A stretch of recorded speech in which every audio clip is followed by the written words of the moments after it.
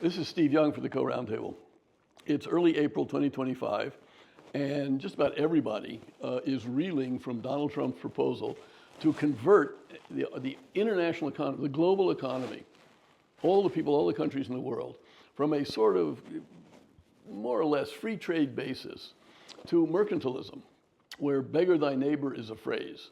And I take money from you, and I don't want to give you any of my money.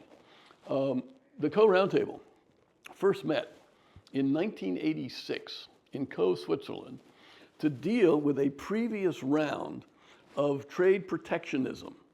Now, at that point, the focus was on Japan, and the focusors were the Europeans and the Americans. What was going on? I wasn't paying much attention at the time, but roughly, the Japanese had figured out ways on their own to make consumer electronics and automobiles of a better quality at a lower price than what European and American companies could do. And they were threatening to put the American and European companies out of business. And basically on consumer electronics, they put the American companies out of business. RCA, Zenith, companies I grew up with, they couldn't compete, both in terms of quality and also in terms of price. So they were pissed off. Their argument was basically that somehow the Japanese were cheating, just like Trump is saying today about these other countries. They're ripping us off, right? This technique, that technique, et cetera, et cetera.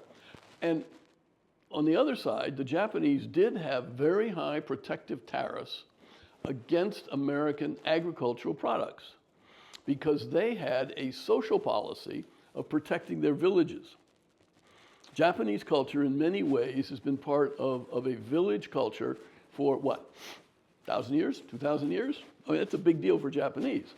And if the Japanese start importing American rice, grown in fields which are half a mile by half a mile, which are seeded by airplanes, right, and harvested by great big machines, and therefore you can sell the rice. It's poor quality rice in terms of eating, but it's still rice, right? It's got calories. You can sell it really cheaply. If Americans exported all this rice to Japan with no tariffs, they would put Japanese rice growers probably out of business. And if all the rice farmers go out of business, the villages disappear. And Japanese culture at its core suffers.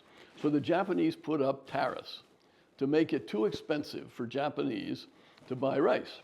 So the West and the Europeans and the Americans were proposing tariffs on Japanese electronics and cars, justified by the fact that the Japanese had tariffs on agricultural things.